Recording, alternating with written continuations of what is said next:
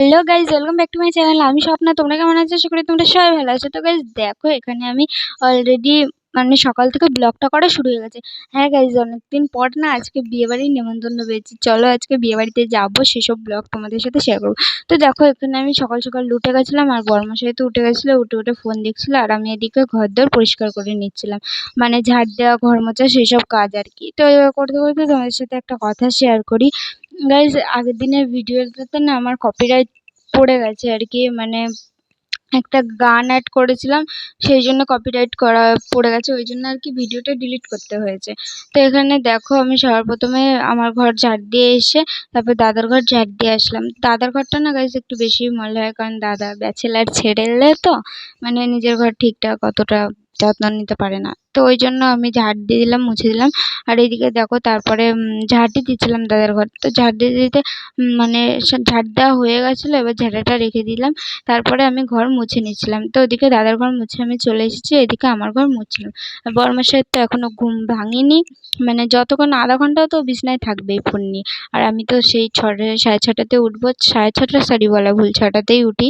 উঠে তার খাবার বানাবো, এই করবো সেই করবো, আর বাবুমশাই শুধু ঘুম থেকে উঠবে, ফোন ঘাঁটবে, স্নান করবে, খাবে, কাজে বেরিয়ে যাবে। ওটাই হচ্ছে কাজ। কখন দিয়ে বলছি ওঠো ওঠো ওঠো, কে কার কথা শোনা হয়েছে? ধুর, তুমি শুয়ে থাকো তো, তোমার শুয়ে থাকলে তোমাকে ওঠাতে আমি এখন পারবো না, দাও আমি আমার কাজগুলো সেরে নিই। তো শুয়ে আছে, এদিকে আমি সব আমার কাজগুলো করে নিচ্ছিলাম। এগুলো গাইজ আমার রেগুলারের কাজ থাকে, ঘর মোছা, ঘর ঝাড় দেওয়া, এগুলো প্রত্যেক ঘরেরই রেগুলারের কাজ। তো দেখো, আমি সর্বপ্রথমে ঘর দুটো ঝাড় দিয়ে এবার ডাইনিংটা ঝাঁটাবো। যে ঘর মোছা জলটা ছিল সেটার মধ্যে নেতাটা চিপে আমি ওদিকে রেখে এলাম, আর এই জলটাই পুরোটা ডাইনিংয়ে ছড়িয়ে দিয়েছিলাম।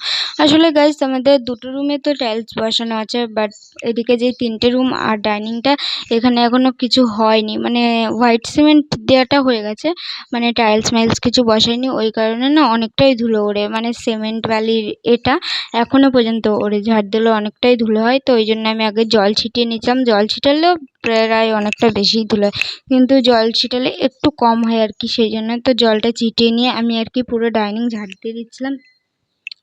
আর এদিকে দেখো, ক্যামেরাটা একটুখানি অন্য দিক হয়ে গেছিলো, ওই জন্য আমি আর কি সোজা করে দিচ্ছিলাম ক্যামেরাটা। তো দেখো, আমি সর্বপ্রথমে ডাইনিংটা ঝাঁটিয়ে নেবো। ঝাঁটাতে ঝাঁটাতে গাইজ আর একটা কথা বলি তোমাদের। তো দেখো, যারা আমার ভিডিওগুলো দেখছো কিন্তু লাইক কমেন্ট সাবস্ক্রাইব করছো না, একটু তাদেরকে বলবো প্লিজ আমাকে একটু সাপোর্ট দাও, একটু লাইক কমেন্ট সাবস্ক্রাইব করো, একটু কমেন্ট করো, যে জানাও কেমন লাগে। যদি কমেন্ট করো, যদি জানাও, তাহলে তো গাইজ আমারও ইচ্ছা করবে যে না আবার ভিডিও বানাই, কারণ আমার ভিডিও দেখার জন্য কারোর ভালো লাগে, আমার ভিডিও ভালো লাগে। তো একটুখানি গাইজ তোমাদের সাপোর্টটা অনেকটাই জরুরি, কারণ আমার মনটাকে অনেকটা শক্ত করবে যে না আমি রোজ ভিডিও বানাবো, তোমাদের রোজ ভিডিও দেবো, সেই ব্যাপারটা আর কি। সেই জন্যই বলছি গাইজ, একটু কমেন্ট করো বেশি বেশি করে, খারাপ লাগুক ভালো লাগুক তোমরা কমেন্ট করো, কমেন্ট করে আমাকে জানাও। তো এখানে দেখো, আমি এই ঝাড় দিতে দিয়ে আমি বলছিলাম যে এখানে আর ক্যামেরাটা সেট করা যাবে না, অনেকটাই ধুলো হয়ে গেছে। তারপর ঝাঁটমাট দিয়ে আমি এখানে স্নান করে চলে এসেছি, পুজোও দিয়ে দিয়েছি, আজকে মাথা ঘষেছিলাম, কারণ বিয়েবাড়ি যাবো গাইজ, ওই জন্য। তো দেখো, মাথা ঘষে পুজো মুজো দিয়ে নিয়েছিলাম। আর আয়না, আয়না দেখলে গাইজ ঢং, এটা আমার থাকবেই, যে আয়না দেখলে একটু ঢং করা। তো এখানে দেখো, আয়না দেখে একটু ঢং করে নিচ্ছিলাম। এই পোজগুলো কি কারোর জানা আছে? কেউ যদি না জেনে থাকো আমার কাছ থেকে শিখে নাও গাইজ, শিখে নাও, শিখে নাও। বাদ দাও গাইজ জোকস অ্যাপার্ট।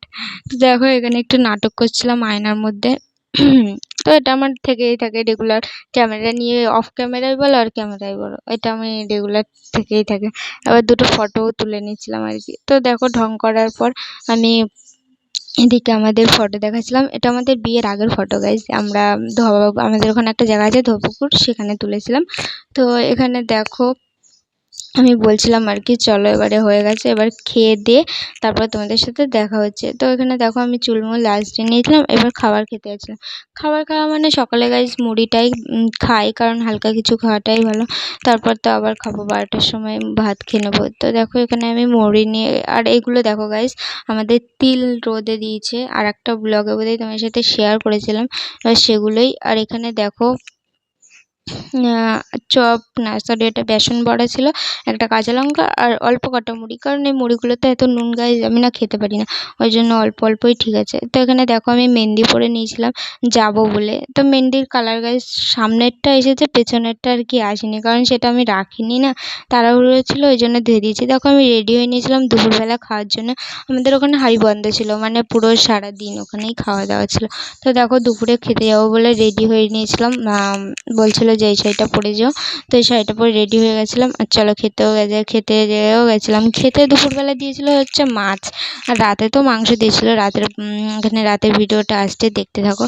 তো এখানে আমি আর বড়মশাই খেয়ে দিয়ে বাড়ি ফিরছিলাম, আর ওকে দেখছিলাম ফুল দেখাচ্ছিলাম, আমি বলছি না না ফুল দাও, আমি ওখানে বলছে দাও দাও, তুমি একটা আমি একটা। তো ওটা ঢং করতে করতে বাড়িতে আসলাম, আর গন্ধ শুকছিলাম গাইস, কোনো গন্ধ নেই এই ফুলে তো গন্ধ থাকে না, কিন্তু গাইস এই ফুলগুলো আমার খুব ভালো লাগে।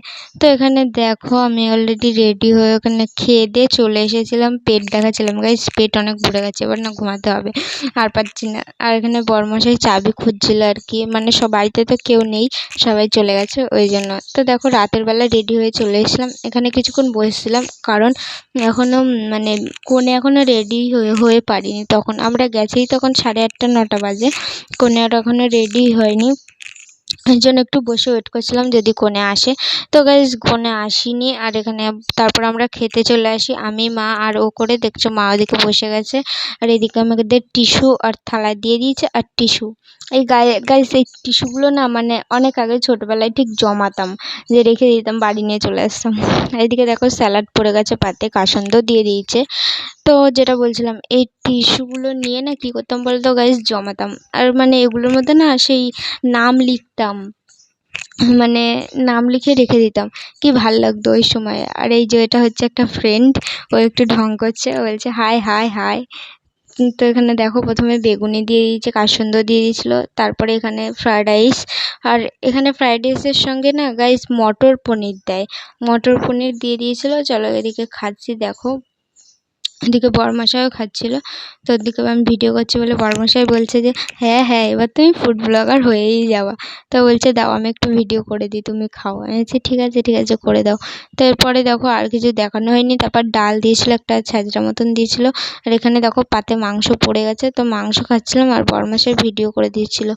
এই মাংসগুলো না গাইস অনেকটা শক্ত হয়, এটা লেয়ার মাংস, মানে অনেকটা খাসির মাংসের মতনই।